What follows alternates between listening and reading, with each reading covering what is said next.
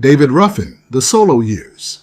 Perhaps the greatest vocalist of all time, is best known for his time in The Temptations, singing lead on songs like My Girl, It's Growing, Beauty's Only Skin Deep, Ain't Too Proud to Beg, and many others.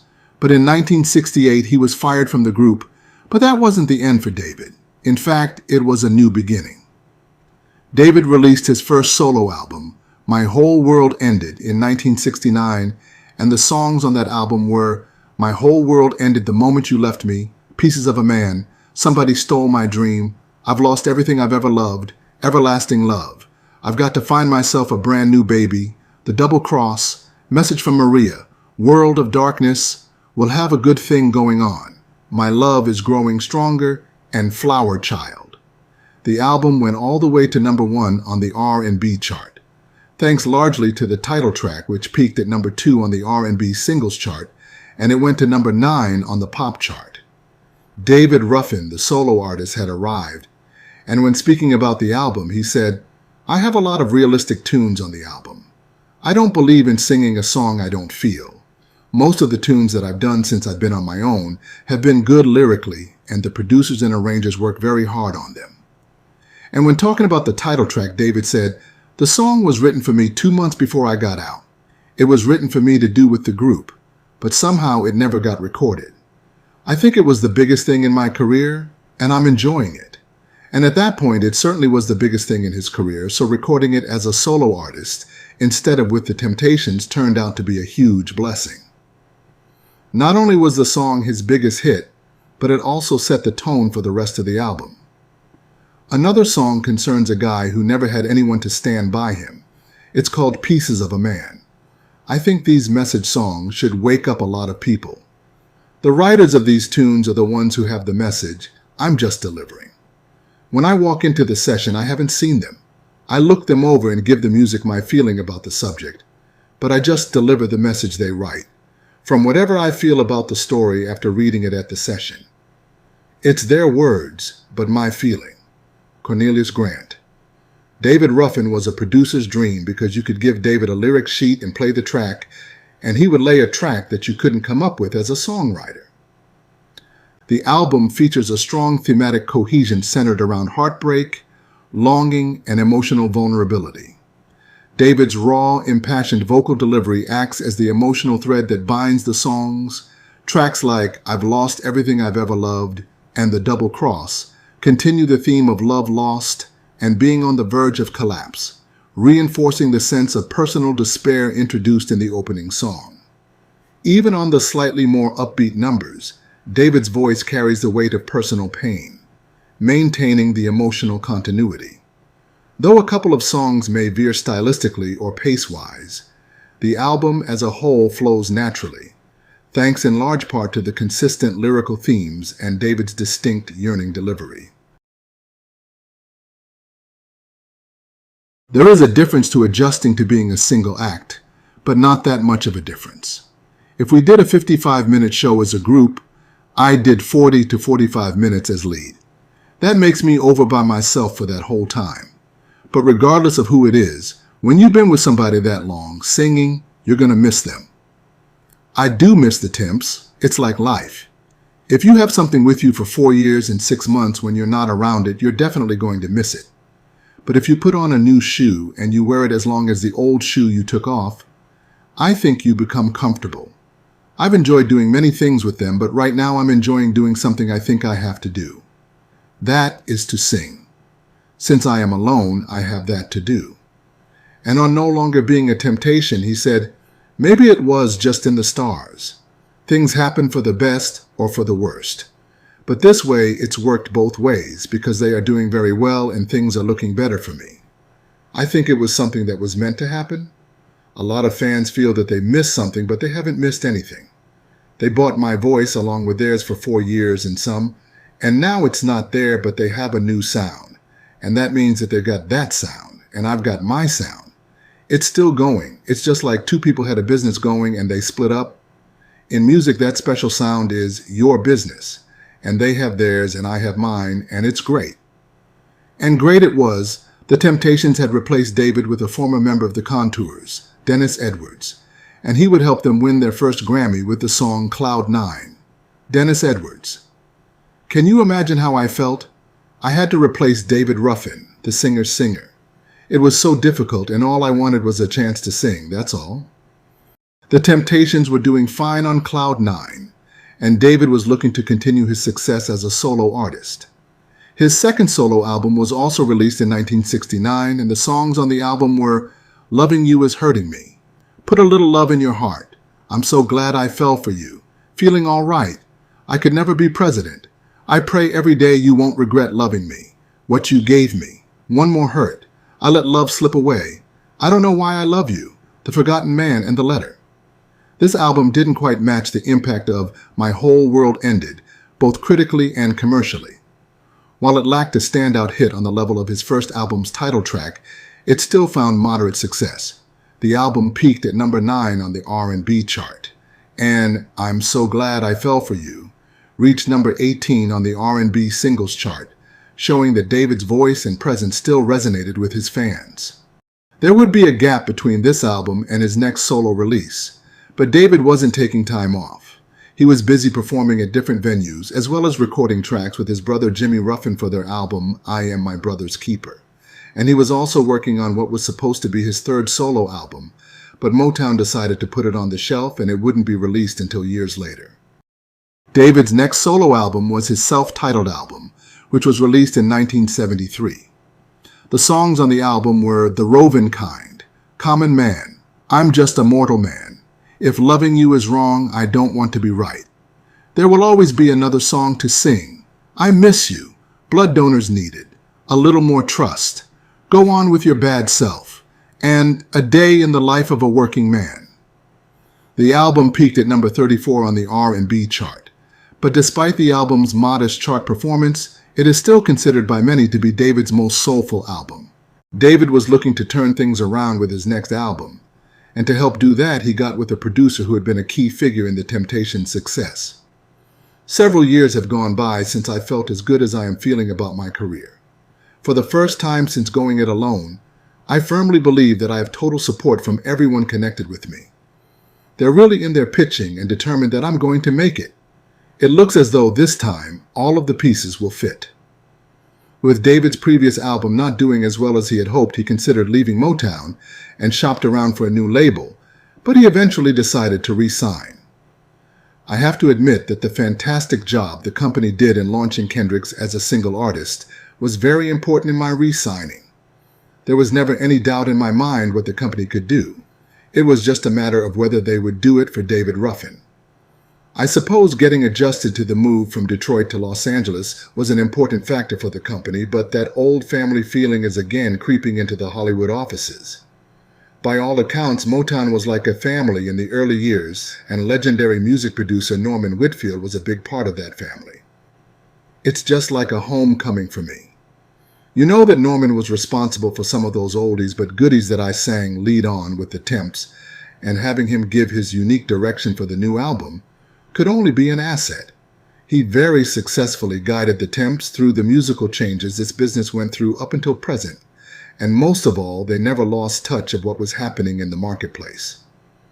David also said that he'd spent the past few years trying to take a look at himself. I didn't make much money, but I had a lot of fun and I learned a lot by listening and watching. And I think that more than everything else, good rock is now good rock.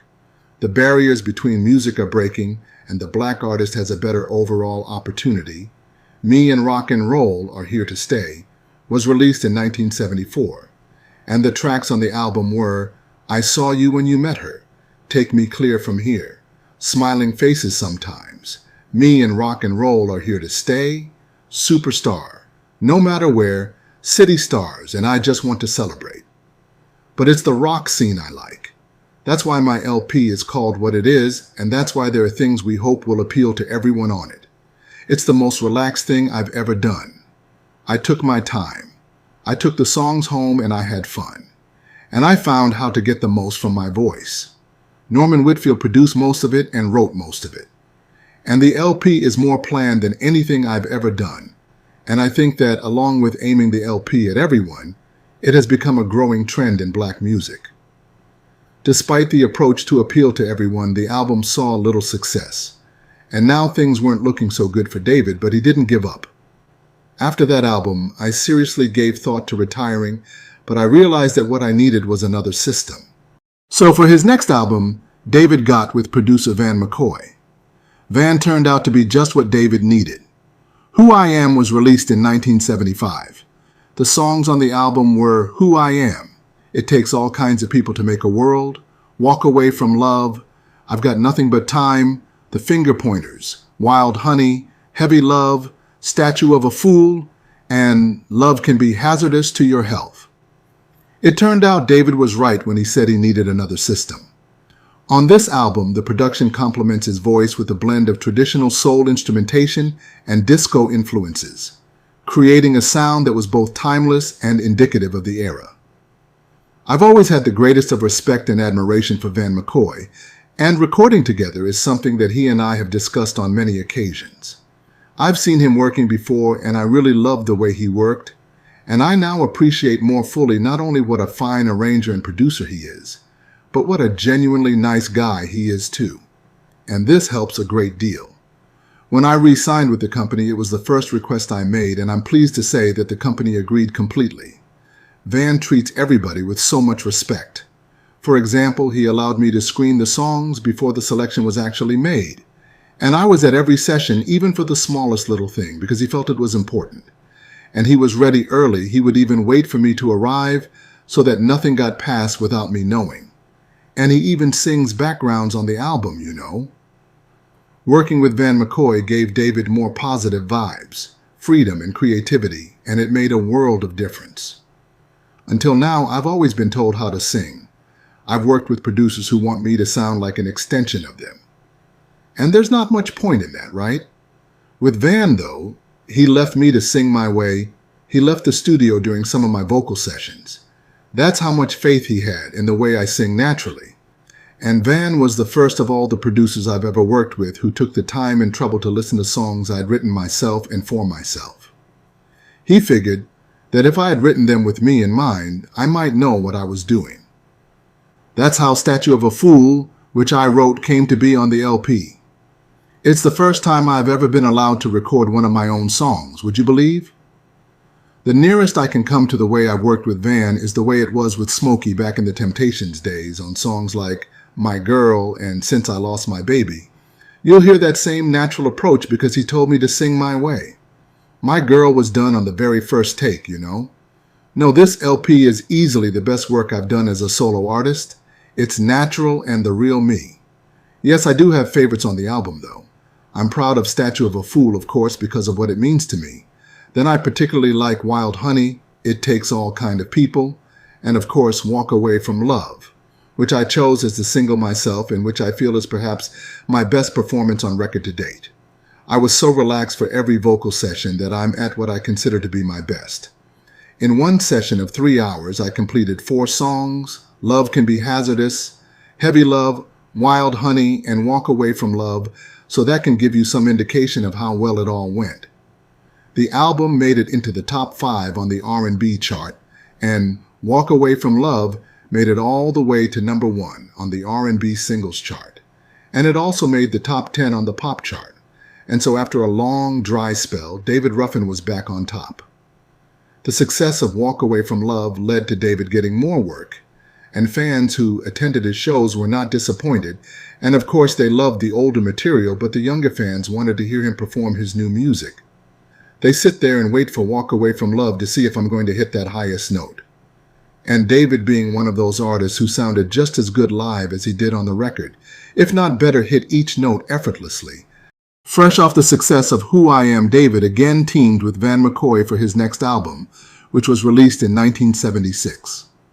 The songs on this album were Discover Me, First Round Knockout, Good Times, On and Off, Ready, Willing, and Able, Everything's Coming Up Love, Let's Get Into Something, and Until We Said Goodbye.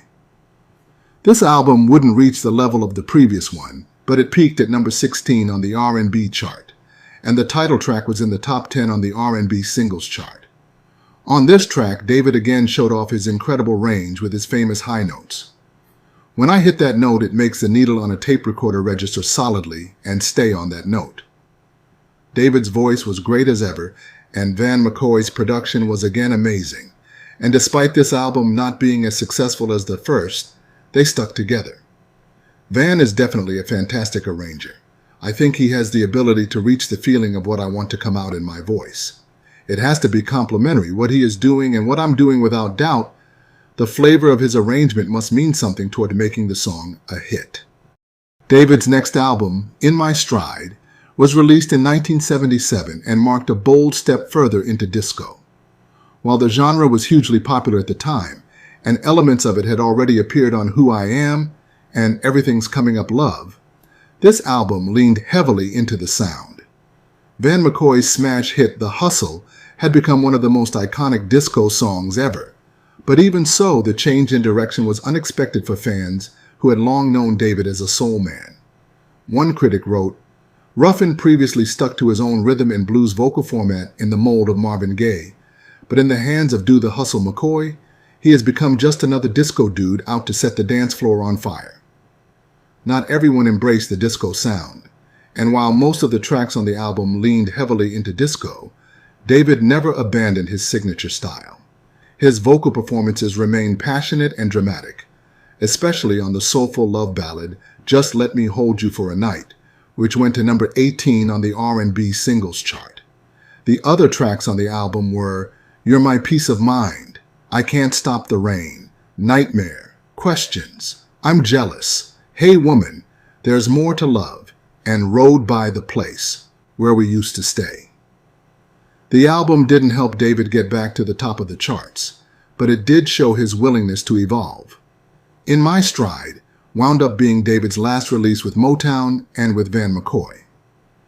When speaking about McCoy, David said, "He taught me a hell of a lot about recording and being in the studios."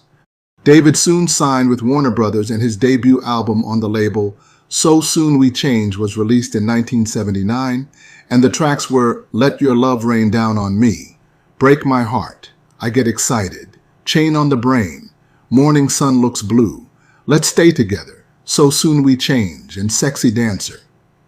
The album made the top 20 on the R&B chart, and Break My Heart made it into the top 10 on the R&B singles chart.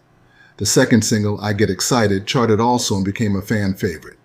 In his book, Steve Hairston, who wrote I Get Excited, recalled meeting David at the 20 Grand Ballroom after David had just performed the song live for the first time. Steve Hairston. After a while, there was an intermission. David went to the bar and sat down with a female friend. There were people all around loving him, thanking him, touching him, just wanting to be near him. I waited until the crowd died down and walked up and introduced myself. "Hey David, great show. I am the songwriter of your latest single, I Get Excited." He turned and looked at me hard and extended his hand in the classic black man handshake and said, "Great song. I hope I did it justice." Steve replied, "Bro, it was the bomb. Thank you for choosing it." David then said, "Thank you, brother, and all the best to you in your career." David went on to perform many other shows, sharing the bill with artists like The Emotions, Fatback, Mass Production, Sly Stone, Cool and the Gang, and Dionne Warwick. A review on one of David's shows that year read, "The lean, engaging singer has lost none of the vocal impact that earned his reputation. Ruffin's stage personality is so gentle and easygoing that you are surprised halfway through the set to find yourself reacting as strongly as you do. His voice contrasts raspy tone with liquid phrasing as he runs over vintage Temptations tunes like I Wish It Would Rain and Losing You. Solo hits he's had like My Whole World Ended and material like So Soon We Change from his current career. Wisely, he stuck with the kind of easy-flowing love tunes he does best. Timeless tunes that suit him better than selling out to disco. His showpiece was his rendition of My Girl, which had the audience singing along before he invited them to. Following his time on the road, David went back to the studio and recorded his second album on Warner Brothers. Gentleman Ruffin was released in 1980, and the tracks on this album were I Wanna Be With You, All I Need, Love Supply, Still in Love With You, I Got a Thing for You, Can We Make Love One More Time, Slow Dance, and Don't You Go Home. The album peaked at number 66 on the R&B chart, and Slow Dance made it to number 63 on the R&B singles chart. In a statement, Warner Brothers said, "When David Ruffin returned to the music scene late in 1979 with his Warner Brothers debut, So Soon We Change, it marked an event of no small significance. For too long, fans had been denied one of the most powerful and original voices in modern music. It was one of the season's most auspicious solo efforts. Now, with Gentleman Ruffin, David Ruffin has delivered yet another expressive, distinctive, and heartfelt musical milestone. Produced by Don Davis, Gentleman Ruffin highlights 8 unforgettable Ruffin renderings. Tunes such as I Wanna Be With You, Love Supply, I Got a Thing for You, and Slow Dance make Gentleman Ruffin an undiminished delight from cut to cut, showcasing the range and vocal skills of this pivotal artist. Overall, the reviews on the album were good. One read, Ruff delivers some surprisingly mellow harmonic duos with Laverna Mason on I Wanna Be With You and Love Supply. Ruff's timeless voice has mellowed with age, as you can easily hear the classic style shine through on such heart-lifting ballads as All I Need and Can We Make Love One More Time. Another review read, Gentleman Ruffin, David Ruffin's new release on Warner Brothers Records, is a soothing, soulful mixture of songs performed as only Ruffin can. While no blockbuster, Ruffin nevertheless is another credit to this great vocalist who helped vault the Temptations to stardom back in the 60s. It might not have been a blockbuster, but David maintained his fan base, and the album became very popular with his fans in Memphis, where he had sung with the Dixie Nightingales during his early years. Gentleman Ruffin would end up being David's final solo album, and even though it wasn't his biggest, to many it was one of his best. From the time I was 6 years old, I have known I've wanted to be a singer. I hope that when I get to be 69 or 70, we'll still be talking about this and I'll still be singing. I don't want to sing until I make $10 million and then retire. I want to stick around. Though David is no longer around, we're still talking about both him and his music. David Ruffin not only made it to the top as part of one of the most famous and successful vocal groups of all time, he also proved that he could make it as a solo artist in an era where the competition was plentiful and fierce. David was a top-notch performer with a voice that will never ever be duplicated. If you enjoyed this video, please like, comment, share, and subscribe, and join us next time.